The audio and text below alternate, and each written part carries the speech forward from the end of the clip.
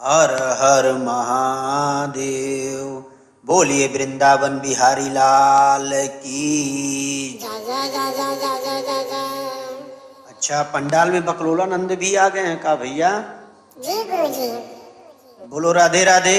राधे राधे। आज हम नजर और नजरिया के विषय में समझेंगे। नजर और नजरिया को समझने के लिए पहले यह कहावत तो आपने सुना होगा कि सिक्के के दो पहलू, दुख और सुख। इसी प्रकार हाथी के दो दांत, एक खाने के और एक दिखाने के।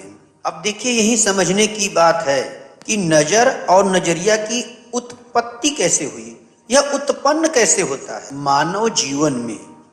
मनुष्य इसको ऐसे समझें, जब आदमी के विचार या उनके मत जब एक दूसरे के विपरीत हो, एक दूसरे के अनुकूल हो, बस वही केंद्र बिंदु पर नजर और नजरिया उत्पन्न होता है। तो आइए सबसे पहले हम इसको जीव आत्मा से समझते हैं। आत्मा मतलब ऊर्जा।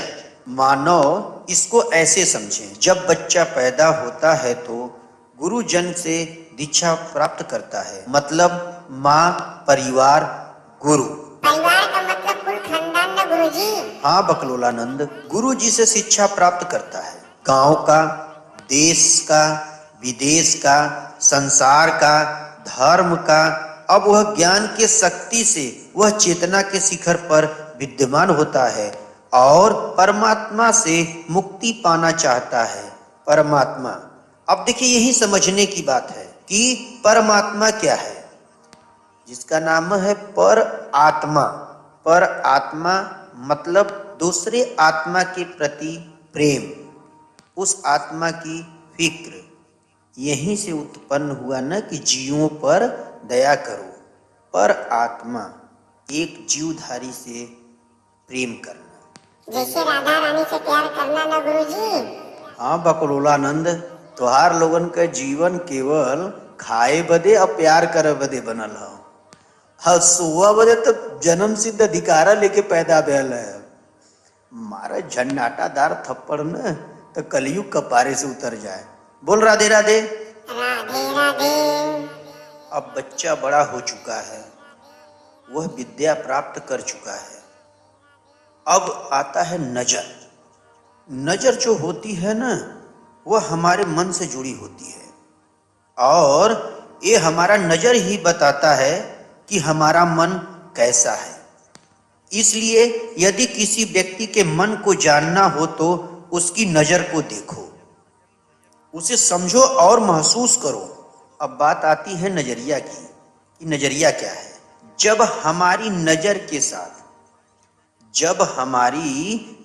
के साथ हमारी बुद्धि के विचार भी जुड़ जाते हैं तो वह नजरिया बन जाता है और हमारा नजरिया हमारे मन और हमारी बुद्धि दोनों के बारे में बता देता है। किसी भी व्यक्ति के नजरिए से उसके विचार के बारे में आसानी से जाना जा सकता है।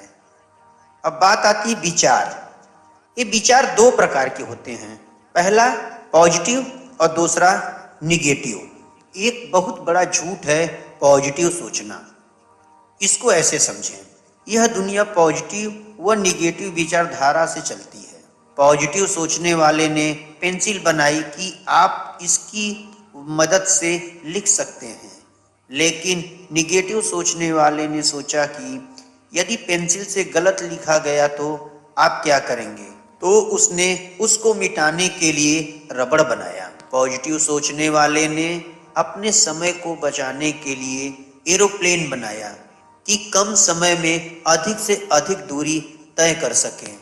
पर निगेटिव सोचने वाले ने सोचा कि यदि ऊपर कुछ गड़बड़ हो गई तो आप क्या करेंगे, इसलिए उसने पैराशूट बनाया। आपको समझाने का मतलब यह है कि निगेटिव सोचना हर बार गलत नहीं होता है। यदि आपको स्विमिंग नहीं आती तो आप पॉजिटिव सोचकर पानी में डुबकी लगाते हैं, तो उसके बाद आपका क्या होगा यह आपको पता है। बस आपको इस बात का ध्यान रखना है कि अगर निगेटिव सोचने से किसी का फायदा हो रहा हो, कोई आविष्कार हो रहा हो, या आपके जीवन में बड़ा बदलाव हो रहा हो तो निगेटिव सोचना एक अच्छा सोच है। कहने का तात्पर्य यह है कि नजर आपके आंखों की देखने की शक्ति को बताता है और नजरिया आपके व्यक्तित्व और सोच को बताता है। बोलो राधे राधे। राधे राधे। अब आइए धर्म के माध्यम से नजर और नजरिया को समझते हैं। ब्रह्मांड के नजरिए से देखा जाए तो मनुष्य एक एलियन है और अपने चारों तरफ की परिस्थितियों से पीड़ित होकर परेशान है, बेचैन है। कुछ को तो मूर्ति में भगवान दिखते हैं और कुछ को तो मूर्ति में पत्थर दिखता है। इसी प्रकार हम एक व्यक्ति से मिले, उनसे बोले क्या आपको हनुमान चालीसा आता है? बोले हाँ आता है। पढ़ते हैं? हाँ हम पढ़ते हैं। तो बताइए हनुमान चालीसा आपको क्या बताता है, या हनुमान चालीसा का पाठ आपको क्या बनाने का वादा करता है? भाई साहब एकदम सन्ने रह गए। इनसे बुरा दशा मुसलमानों का है। मैंने पूछा कि भैया आप ये बताओ कि किस आसमान पर कौन सा फरिश्ता मिले थे? वो भी भाई साहब सन्न रह गए। गुरुजी हमारे जोड़ीदार रहने लोगन। हाँ बकलोलानंद एकदम सही कहल। जैसे तू लाइन मिला के पूरा हिंदी धीरे धीरे पढ़ना वाला, ओकरे अर्थ से तो से का मतलब है? तो के खाली पढ़ से मतलब है, कह दे तो से कह गलो खाली हनुमान चालीसा का पाठ करा। तो बकलोलानंद उमन एक चौपाई है कि जो यह पढ़े हनुमान चालीसा हो यह सिद्धिसा की गौरीसा। मतलब हनुमान चालीसा का यह चौपाई कहता है कि मैं व्यक्ति के उसके शंका को विहीन कर कर उसे भगवान शंकर बना देता हूँ। हर हर महादेव। यह देश हिंदू मुस्लिम से नहीं परेशान है, इन फर्जी हिंदू मुस्लिम से परेशान है जो न धर्म को मानते हैं न कर्म को मानते हैं। सुनी सुनाई बातों पर बहस करते हैं। धर्म कोई खराब नहीं होता है। बोलो राधे राधे। राधे राधे। अब नजर और नजरिया को हम स्त्री से समझते हैं। आज के भौतिक युग में स्त्रियां दो प्रकार की हैं। पहला धर्म पत्नी और दूसरा अधर्म पत्नी। धर्म पत्नी भगवान को मानती है, अधर्म पत्नी भी भगवान को मानती है, बस ये दोनों का मांग अलग अलग है। धर्म पत्नी अपने पति के लिए, अपने बच्चों के लिए, अपने परिवार के लिए भगवान से प्रार्थना करती है कि हे भगवान हमारे परिवार का कल्याण करे। धर्म पत्नी कभी भी अपने लिए कुछ नहीं मांगती है, लेकिन अधर्म पत्नी केवल अपने लिए, हे भगवान पिज्जा दे दीजिए, हे भगवान शॉपिंग मॉल करवा दीजिए, हे भगवान मैं जैसा साड़ी पहन के जाऊं वैसा साड़ी पहनकर उस प्रोग्राम में कोई ना आए।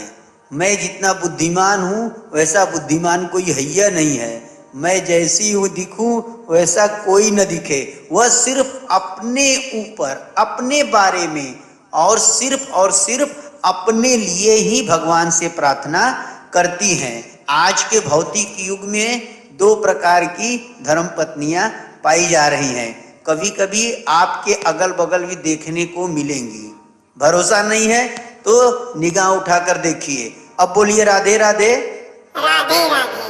गुरुजी इन ननद हैं कि नाउन, एकर मतलब कागा ना समझ पाइए। हाँ बकलोलानंद एके इसे समझा।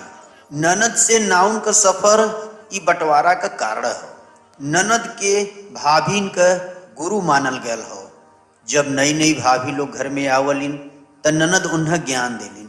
हे भाभी उनसे मत बतियाया, हे भाभी उन देखा ऐसे बतियावलिन, उनसे ऐसे बतियाया। उनको गाइड करती हैं, उनको समझाती हैं। लेकिन जब परिवार विखंडित हो जाता है, दो भाई तीन भाई अगर हैं तो तीन भाभियां हो जाएंगी, तीनों जगह आना जाना हो जाता है, तो वह भाभी रहती हैं तो वहाँ से उनकी उत्पत्ति होती है। हे दीदी तो उनके के नावलू हमरे के नहीं। तो जब बहन तीनों भाइयों के यहाँ जाने लगती है तो वह ननद से नाउन हो जाती है। यदि परिवार में सुम्मत हो और बंटवारा न हो तो ननद हमेशा पूजनीय रहेंगी हैं। बोलो राधे राधे। राधे